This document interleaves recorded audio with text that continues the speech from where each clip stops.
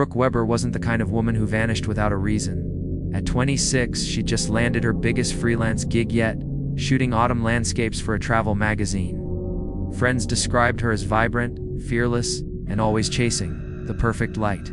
She'd moved from Ohio to a quiet Montana town just 6 months earlier, hoping the peace of the countryside would help her creativity flourish.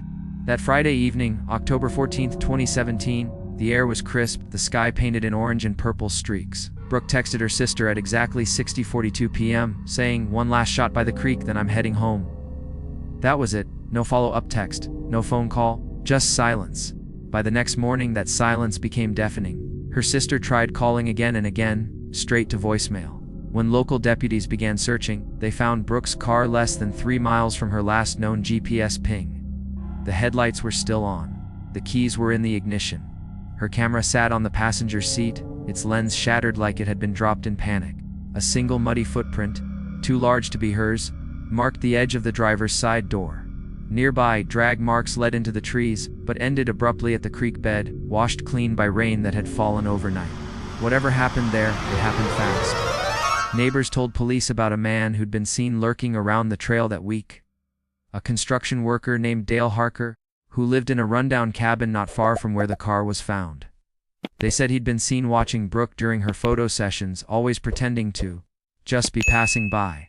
He was questioned once before, back when another woman had gone missing from a nearby county. But with no proof, no body, and no witness willing to testify, Dale was released. That night, under a dim porch light, he smoked a cigarette as officers drove away, a faint smirk on his face. While somewhere deep in the woods, the sound of rushing water drowned out the faint echo of Brook Weber's last scream.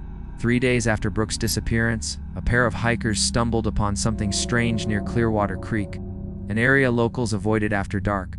What they first thought was a half-buried storage crate turned out to be something far more disturbing. The box was roughly 6 feet long, reinforced with old nails and heavy wood panels. It had air holes drilled into the top and a small square cut out on one side, covered by a mesh screen.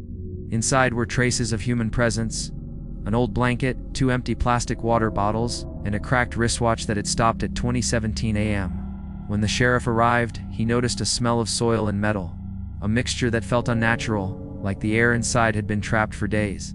But what truly froze everyone in place were the scratches, deep, desperate claw marks carved into the inside walls of the box. Investigators quickly realized what they were looking at wasn't just evidence, it was a prison. Someone had built this box to hold a person, not for hours, but for days. The way it was designed suggested planning small vents for air, food wrappers hidden beneath the blanket, and duct tape residue near the corners where wrists might have been bound. When forensic teams analyzed the wood fibers, they found traces of human skin and a strand of long, blonde hair. Later confirmed to match Brook Weber's DNA, it became horrifyingly clear she hadn't been killed right away. She'd been trapped, left to fight for her life inside a coffin-sized cage beneath the ground. The box wasn't a burial site. It was a message. As news spread, fear gripped the entire county. Reporters swarmed the quiet Montana town, dubbing the case, "The Girl in the Box."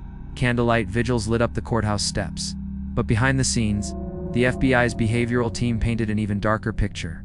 Whoever built that box wasn't new to this. They'd calculated every inch, predicted every move, and enjoyed watching the struggle unfold.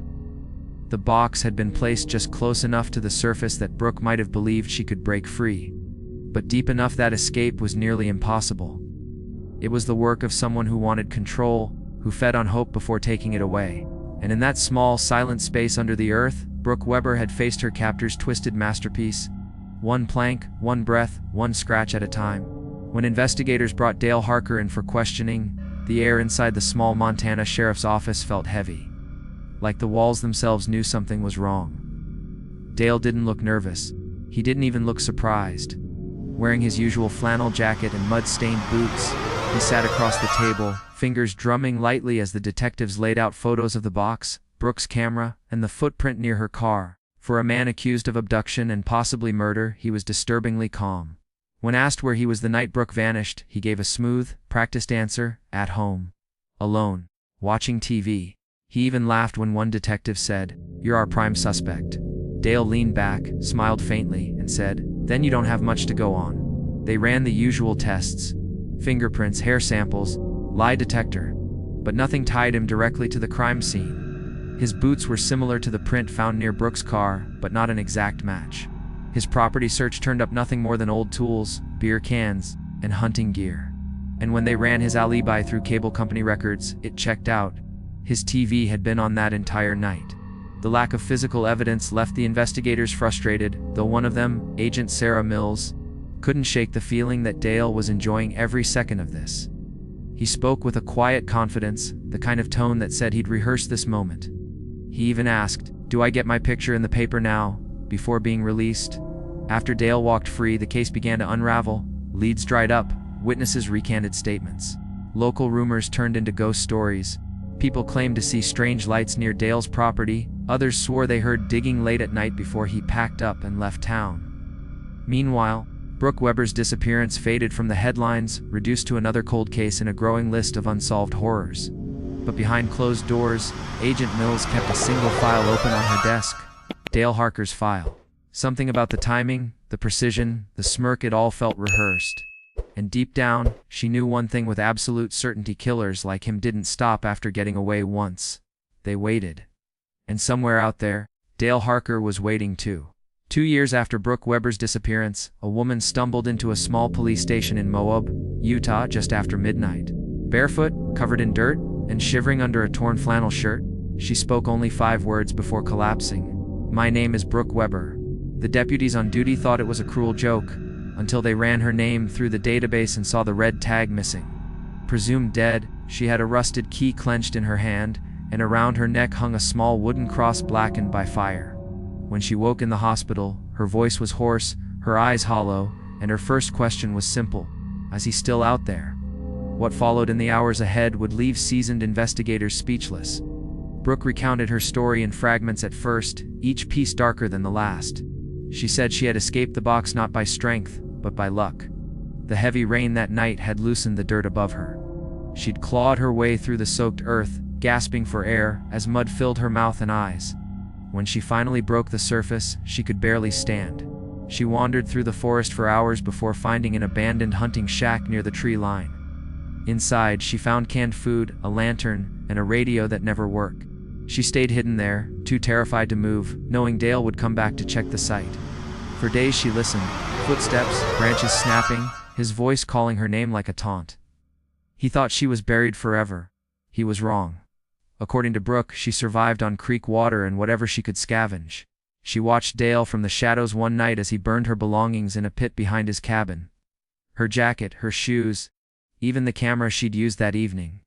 That's when she realized he wasn't planning to hide evidence. He was erasing her existence. Once he left town, she began moving again, always at night, crossing state lines with nothing but fear and instinct to guide her. She avoided cities, stayed off highways, and never used her real name. By the time she reached Utah, she had spent nearly 2 years surviving off the grid, haunted by the sound of rain and the memory of her own screams beneath the dirt. And even though she had escaped the box, she knew her story wasn't over. Not while Dale Harker still walked free. When Brook's story reached the FBI's Violent Crimes Division, everything changed. Her account reignited a case everyone thought was long dead. They reopened the investigation, this time armed with something they never had before: a living witness. Brook remembered details: the smell of gasoline on Dale's jacket, the sound of his boots on gravel, even the pattern of nails on the box lid. With those fragments, agents tracked him to a remote cabin outside Wallace, Idaho, where he'd been living under a false name, Dan Hartman. The area was isolated, surrounded by pine forest and forgotten mining roads. No neighbors for miles. When the team arrived one foggy morning in late March, they found the front door ajar, a faint hum of electricity still running through the place, but no sign of Dale. At least not yet. Inside the cabin, the scene was eerily still. Dishes sat in the sink, coffee half finished on the counter, and a TV quietly playing static in the corner, like someone had just stepped out and never returned. But in the center of the living room sat something that froze every agent in their tracks: a wooden box. It looked just like the one from the crime scene. Same dimensions, same nail pattern, but newer. On top of it lay a single envelope with Dale's name scrawled in handwriting that forensic analysts would later confirm was Brook Weber's. Inside, a small note read only: "Now you know what it feels like to be buried and forgotten." It wasn't signed, but it didn't have to be. Every agent in that room knew exactly who had written it. The search for Dale Harker intensified, but what they found in the following days only deepened the mystery. His truck was still parked outside, keys in the ignition. His cell phone sat on the nightstand, untouched. But there were no footprints leading away from the cabin, just one set leading in. The box had been closed when officers first arrived, and when they pried it open, they found nothing but a set of handcuffs, a burned Bible, and a camera memory card sealed in plastic. What was on that card would later become the most chilling piece of evidence the FBI had ever seen. And somewhere out there, in the quiet miles of forest and fog, a survivor-turned-predator was rewriting the story. The kind of ending only someone who had once lived in the dark could create. In the weeks that followed, the investigation into Dale Harker's disappearance turned up nothing. The woods were searched, rivers drained, and helicopters scanned miles of terrain. But there was no trace, no body, no signs of struggle, only that cabin and the box. Some agents believed Dale fled before the FBI arrived. Others whispered he never left at all, that Brook came back for him. Brook Weber was offered protection, counseling, a chance to start over. She refused all of it. She told investigators she didn't want justice, she wanted silence. A month later, she vanished again. No forwarding address, no contact, no trace. But every few years someone reports seeing her, a quiet woman with a camera, passing through small towns, always alone, always near the woods. And maybe that's how it was meant to be. Because sometimes evil doesn't die, it changes form. Sometimes the hunted becomes the hunter. And sometimes, just sometimes, the story doesn't end when the box closes. It ends when the one who escaped decides to open it again.